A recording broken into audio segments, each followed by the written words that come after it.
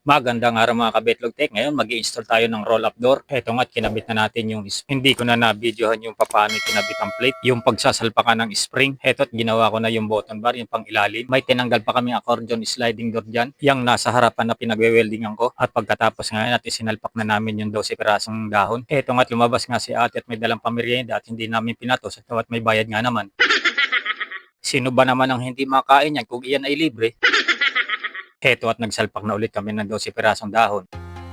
Eto nga tinikutan na namin ang spring at gawa ng nabigat na ang roll up. Katapos namin mag-ikot ng spring, ikinasa na namin ang mga natitirang dahon at kinabit na ang panghuling button bar.